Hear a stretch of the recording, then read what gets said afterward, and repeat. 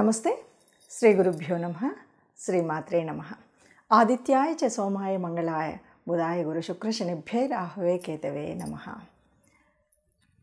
మనం వారం వారం చెప్పుకునేటువంటి ఫలితాలతో పాటు గోచారం అంటే గ్రహచారం, ఈ గ్రహాల యొక్క స్థితిని బట్టి అప్పుడప్పుడు మనకు తెలియకుండా కొన్ని యోగాలు మనకు కలుగుతూ ఉంటాయి. అందులో ఇప్పుడు ప్రస్తుతం జూన్ మాసంలో 15వ తారీఖు నుండి 29 వరకు బుధ ఆదిత్య యోగం కలగబోతుంది. బుధ ఆదిత్య యోగం అంటే దాదాపుగా మనందరికీ తెలిసినటువంటి విషయం. మనకు పుట్టినప్పుడు జన్మజాతకంలో కనుక కొన్ని యోగాలు ఉంటాయి. కొంతమందికి చాలా యోగాలు కలిసి వస్తాయి, కొంతమందికి యోగాలు అంతగా ఉండవు. ఇలా మనకి బుధాదిత్య యోగం అనేటువంటిది జన్మ కుండలిలో ఎవరికైనా ఉన్నట్టయితే ఈ సమయంలో వారికి ఇక పట్టిందల్లా బంగారంలాగా చాలా బాగా ప్లస్ అవుతుంది. అయితే బుధాదిత్య యోగం అంటే ఏంటి, ఎప్పుడు కలుగుతుంది, అందరికీ ఉంటుందా, అసలు ఏంటి అంటే బుధాదిత్య యోగం అంటే జన్మకుండలిలో అయినా సరే, లేదు గోచార రీత్యా అయినా సరే ఎప్పుడు ఉంటుంది అంటే ఎప్పుడైనా సరే బుధుడి రాసులైనటువంటి మిథున మరియు కన్యా రాసుల్లో బుధుడు ఆదిత్యుడు అంటే రవి బుధులిద్దరూ కలిసి ఉంటే అప్పుడు బుధాదిత్య యోగం. అలాగే రవి రాసులైనటువంటి సింహం, అలాగే రవి ఉచ్చలో ఉన్నటువంటి మేషరాశి, వీటిలలో గనక బుధుడు రవి ఇద్దరు కలిసి ఉంటే దాన్ని బుధాదిత్య యోగం అంటారు. ఈ బుధాదిత్య యోగం వల్ల ఎలా ఉంటుంది, ఏమవుతుంది అంటే చక్కగా ఫైనాన్షియల్ ట్రబుల్స్ ఏమీ లేకుండా ఫైనాన్షియల్గా చాలా బాగుంటుంది. వీటితో పాటు మనకు కావాల్సినటువంటి అంటే ఏ క్లియర్ కట్ నిర్ణయాలు తీసుకోవాలన్నా ఒక ఆలోచన విధానం, ఎందుకంటే బుధుడి యొక్క ఆలోచన అంతా కూడా యాక్టివ్గా ఉంటుంది. రవి యొక్క ఆ రాజసం అది ఏదైతే ఉందో దానివల్ల ఉద్యోగాల్లో ఉన్నతం, ఇలాంటివన్నీ కూడా బుధాదిత్య యోగం వల్ల ఇటు ఆర్థికంగా కానీ అటు సమాజంలో కూడా ఒక పేరు ప్రఖ్యాతులతో ఉండే విధంగా కానీ బుధాదిత్య యోగం అన్నటువంటిది కలగచేస్తుంది. మరి ఇలా బుధాదిత్య యోగం జన్మకుండల్లో ఉన్నటువంటి వారందరికీ కూడా ఇప్పుడు కలిసి వచ్చే కాలం అన్నాం. మరి అలా లేదు, యోగం లేదు, బుధాదిత్య యోగం మన జన్మకుండల్లో లేదు. మరి ఇప్పుడు ఎట్లా అంటే కొన్నిసార్లు ఎలా ఉంటుంది అంటే మనకి ఇలా గోచార రీత్యా ఉన్నప్పుడు మన జన్మకుండలిలో బుధాదిత్య యోగం లేదు కాబట్టి ఇలా మనకు గోచార రీత్యా వచ్చేటువంటి వాటిని మనం కొంత ఆ ఫలితాన్ని పొందడానికి మన యొక్క రాశి ఏ రాశిలో పుట్టినా సరే కొంత ఆ యోగాన్ని యాక్టివేట్ చేసుకోవడానికి కొన్ని పద్ధతులు ఉంటాయి.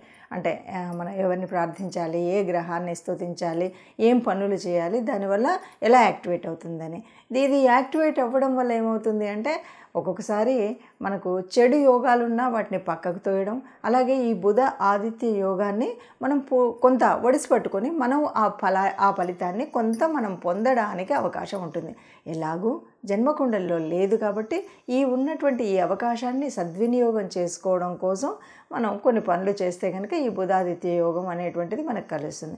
ఎందుకంటే జనరల్గా మనకి ఎప్పుడు ఎలా ఉంటుంది అంటే బుధాదిత్య యోగం లేకపోతే ఈ గురుబలం ఇలాంటివి మనం చెప్తుంటాం. ఇలా ఉన్నటువంటి వాళ్ళకి ఏది పట్టినా మాది బంగారంలా మారుతుందని, ఏ పని చేసినా దాంట్లో విజయం సాధిస్తారు అనేటువంటిది మనకు తెలిసినటువంటి సంగతి.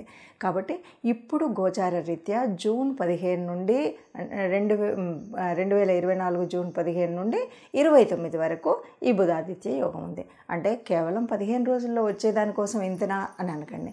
దీని ఫలితం అంటే ఇప్పుడు మనం ఇప్పుడు వేసేటువంటి బీజం పెరిగి పెద్దదవడం, ఓ మంచి పని మొదలు పెడుతున్నాం, ఓ మంచి కార్యం మొదలు పెడుతున్నాం, ఓ మంచి వ్యాపారం మొదలు పెడుతున్నాం, మంచి వృత్తిలో మనం సాగబోతున్నాం, ఇదంతా కూడా దీని ఫలితం ముందు ఉంటుంది.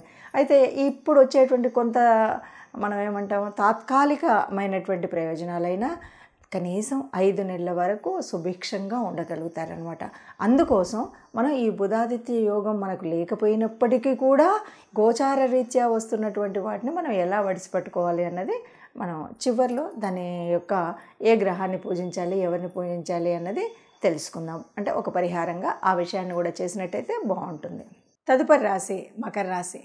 మకర రాశి వారికి బుధాదిత్య యోగం వల్ల ఏదైనా ఉపయోగం ఉందా, లాభం ఉందా, బాగుందా లేదా, ఎందుకు మరి మకర రాశికి బాగుందా లేదా అంటే ఇప్పటికి చాలా కాలం నుండి పడుతున్నటువంటి కష్టానికి ఇది ఎంతవరకు ఉపయోగపడుతుంది అంటే కష్టాలు పోయేటువంటి కాలం వచ్చింది.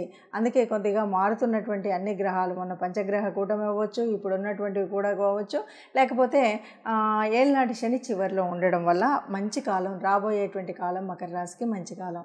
ఇప్పుడు బుధాదిత్య యోగం జరుగుతుంది ఎక్కడ అంటే షష్టమ స్థానంలో.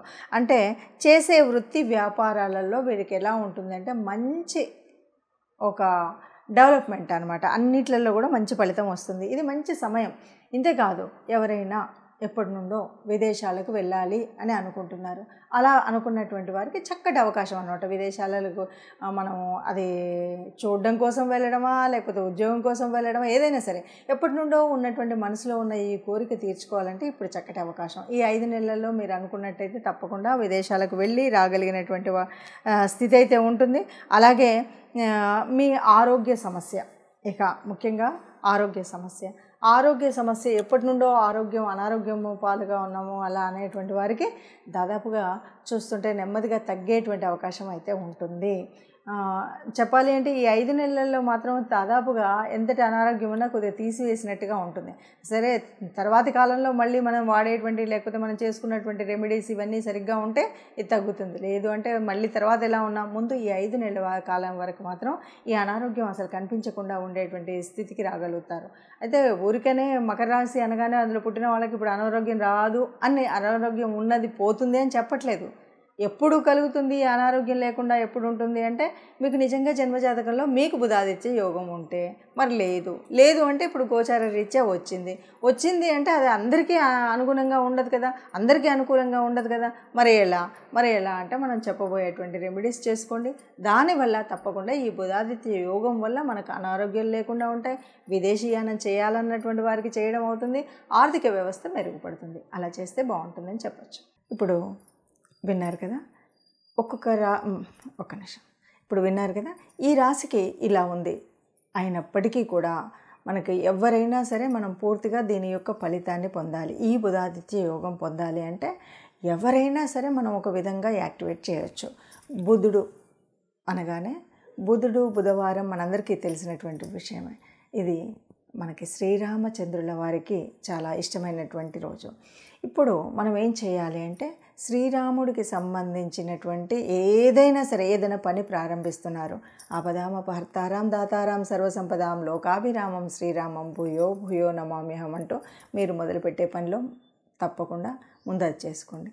అలా నాకు పెద్దగా శ్లోకం రాదు అంటే జస్ట్ ప్రతిసారి కూడా మనం ఒకరికి నమస్కరించినా, ఒకరితో మాట్లాడినా, అంతెందుకు ఇవాళ రేపు ఫోన్ ఉంది, హలో అనే బదులు జై శ్రీరామ్ అనండి. ఎవరినో పలకరించినప్పుడు, ఎవరినో కలిసినప్పుడు, ఎవరితో మాట్లాడినప్పుడు అలా రామనామము ప్రతినిత్యం కనుక ఉన్నట్టయితే ఈ రాశి అని కాకుండా ఏ రాశి అయినా కూడా ఇప్పుడున్నటువంటి అంటే గోచార రీత్యా ప్రకృతిలో కదులుతున్నటువంటి ఈ నవగ్రహాల యొక్క శక్తి ఏదైతే బుధుడు ఆదిత్యుడు కలిసి ఉన్నటువంటి ఈ శక్తిలో మనకి కొంత ఫలితం పొందేటువంటి అవకాశం ఉంటుంది.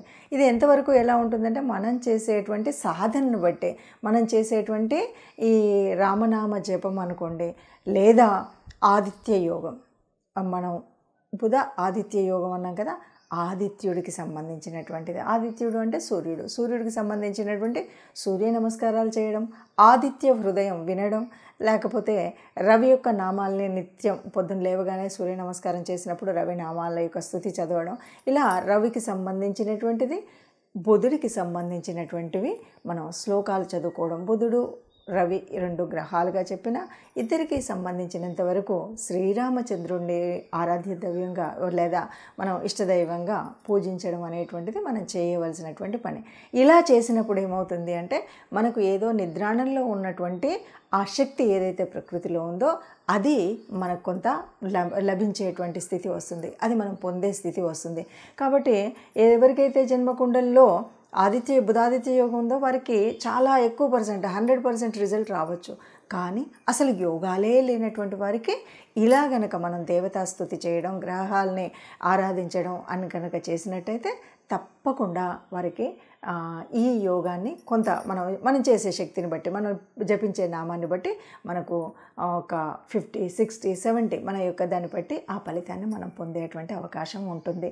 కాబట్టి అందరూ కూడా ఈ అవకాశాన్ని సద్వినియోగం చేసుకుని ఉన్న దాంట్లో, అంటే మనం ఇప్పుడు ఒక ప్రకృతి మనకి తిరుగుతున్నటువంటి గ్రహాల మూలంగా మనకు ఒక అవకాశం వచ్చింది. ఈ అవకాశాన్ని ఒడిసిపట్టి అందరం సుఖంగా ఉండాలి అన్నదే ఆలోచన. కాబట్టి అందరూ సుఖంగా ఉండాలి, అందులో ఉండాలి. సర్వే జనా సుఖినో భవంతు.